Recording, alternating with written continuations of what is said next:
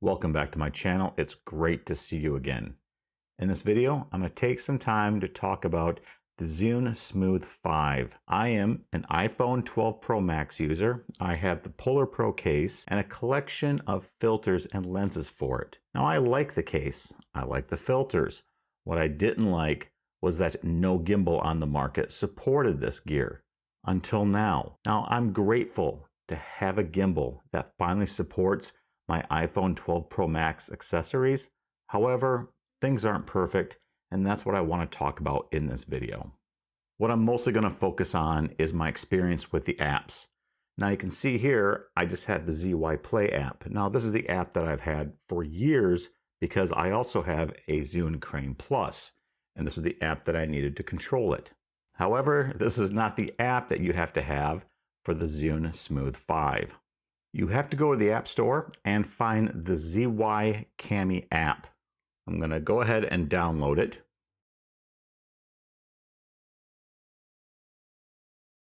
Let's jump into it for the first time. I never like notifications, so I'm going to say don't allow. Agree to the terms and conditions. Agree. And agree one more time. Since I already know what I'm doing, I'm going to hit skip. Okay. Okay. Now, if I had any firmware updates that were available, this is the app that would give me a notification about it and walk me through the install process. I'm going to click on Profile. You have a choice to log in with an existing account or sign up with a new one. To keep things easy for myself, I just used the Apple option in the bottom left-hand corner to use my existing Apple account. Continue.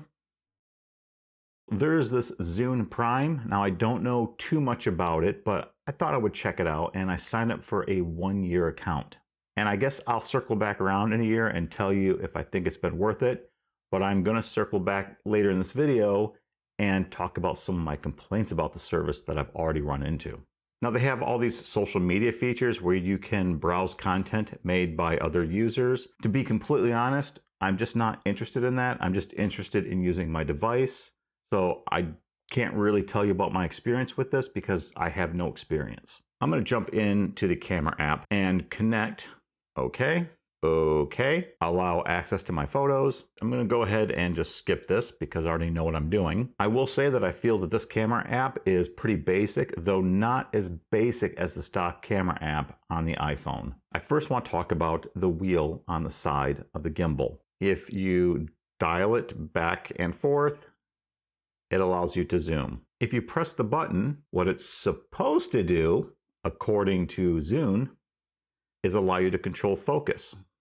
All right, so I'm dialing the focus right now, and it's not doing anything.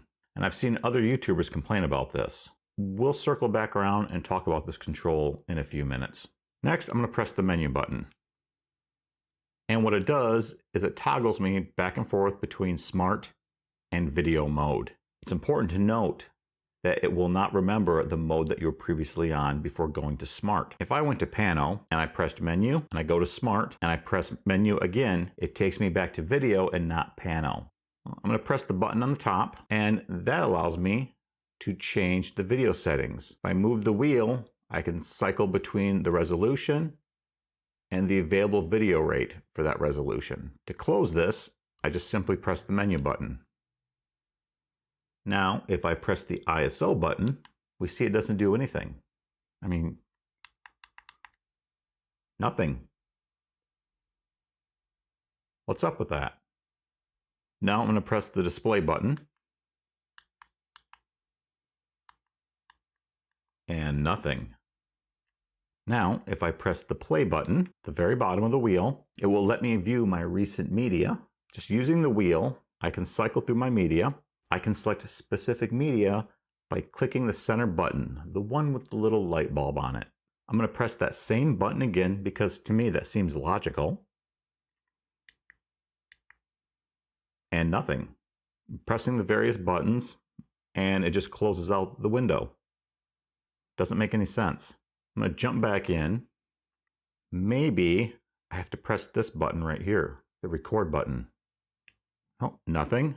I'm going to press the side button on the wheel. Nothing. I don't know about you, but to me it seems logical that one of these buttons would have started playing the media for me. But maybe I'm crazy. The last control I want to test out is this function button on the side.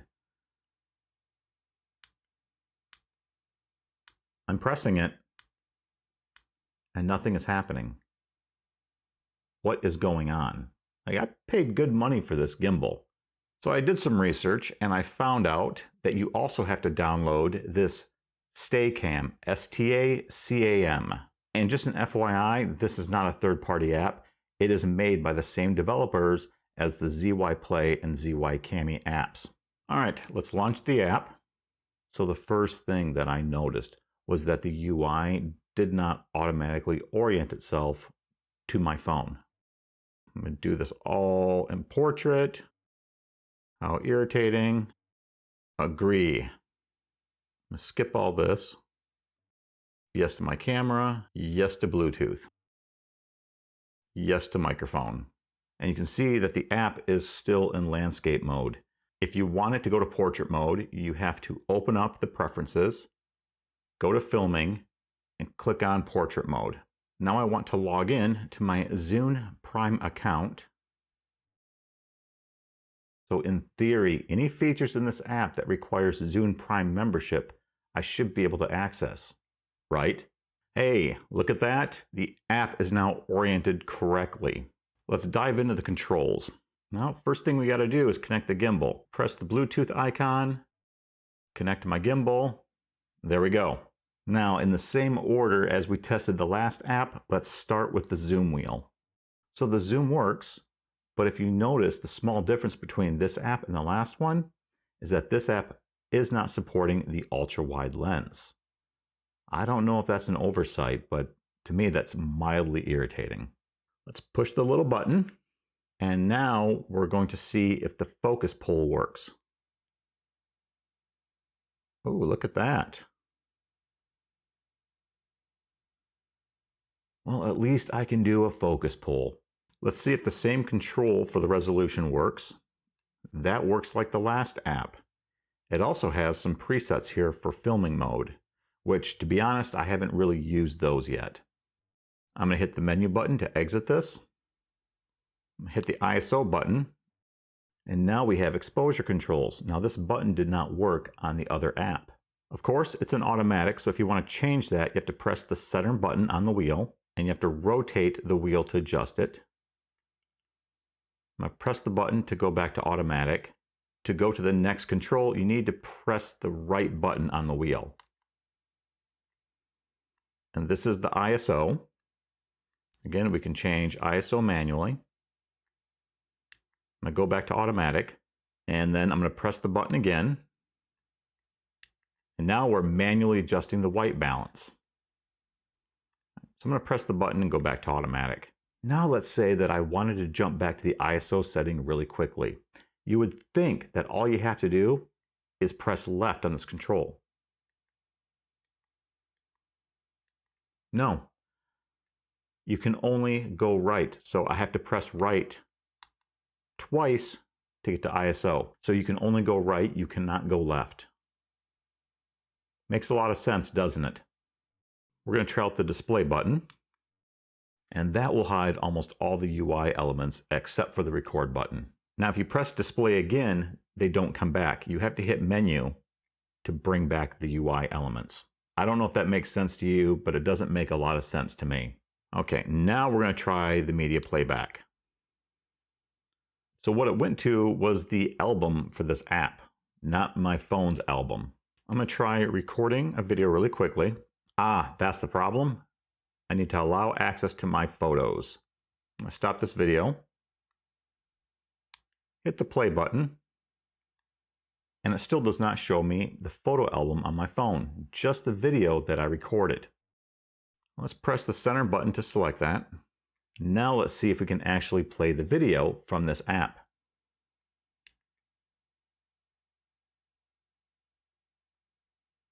Okay, pressing the center button, the one with the little light bulb on it, that actually works.